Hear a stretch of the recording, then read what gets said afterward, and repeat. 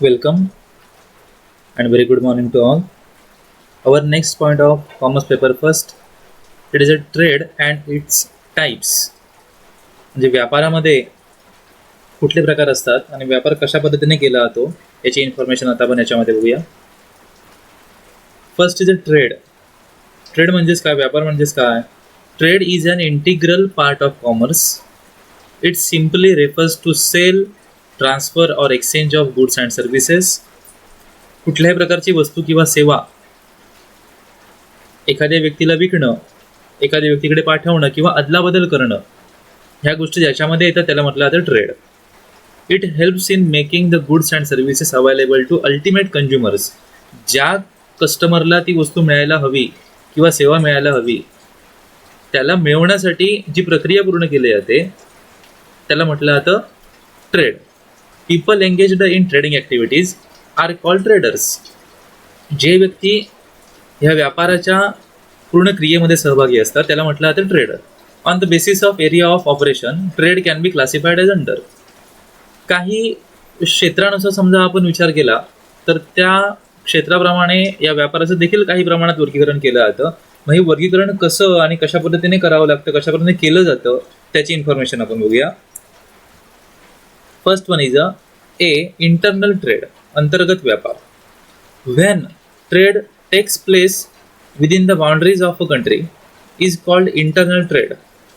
आपल्या देशाअंतर्गत, देशाच्या सीमेच्या आत जो व्यापार केला जाईल, बाउंड्रीच्या आत ज्या ठिकाणी जो व्यापार केला त्याला म्हटलं जातं internal trade.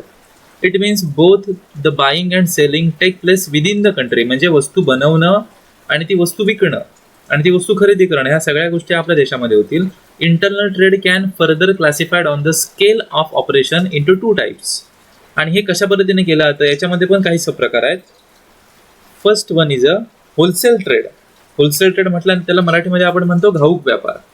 Wholesale trade involves buying goods in large quantities from producer and selling them in small quantities to retailer for resale to consumers. Wholesale trade म्हणजेच काय, तर मोठ्या प्रमाणावरती वस्तू खरेदी करणं आणि त्या स्मॉल क्वांटिटीमध्ये किरकोळ व्यापाऱ्यांना विकणं. कशासाठी, तर त्या ग्राहकांना परत विकण्यासाठी. याला म्हटलं जातं wholesale trade. The wholesaler generally deals in large quantities of goods of a limited number of varieties. म्हणजे याच्यामध्ये व्हरायटी कमी असतील पण त्या प्रकारच्या व्हरायटीच्या भरपूर वस्तू तो होलसेलर खरेदी करून त्या ठिकाणी रिटेलरला विकत असतो. Then next one is a retail trade, किरकोळ व्यापार त्याला आपण म्हणतो. Retail trade consist of selling goods directly to the consumers in small quantities.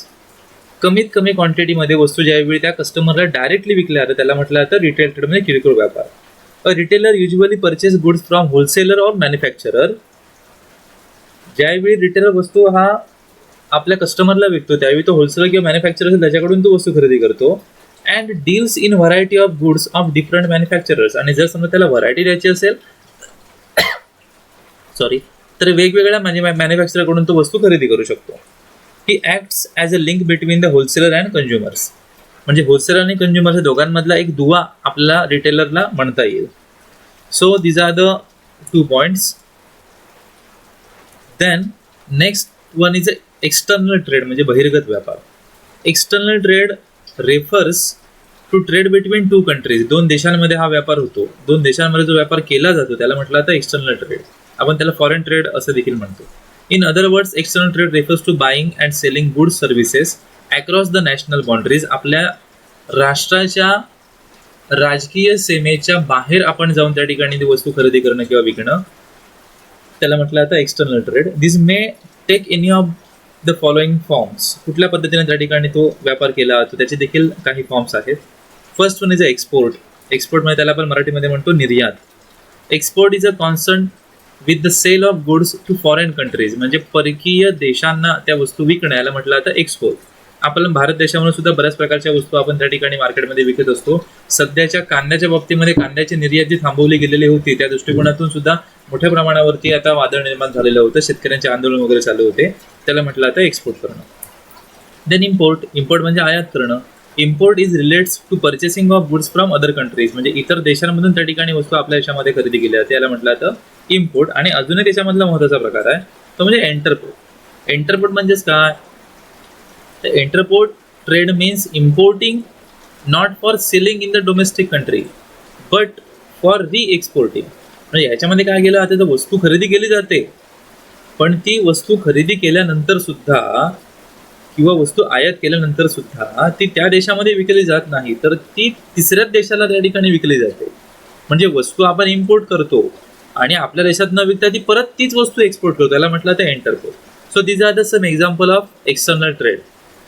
So व्यापार करण्याच्या दृष्टिकोनातून समजा आपण विचार केला तर ह्या सगळ्या व्यापार करण्याच्या पद्धती सुद्धा आपण विचार करणं गरजेचं आहे आणि मग आपण कुठला व्यापार करायचा, कशा पद्धतीने करायचा ही गोष्ट आपल्याला चांगल्या पद्धतीने कळू शकते. So these are the some types of our trades.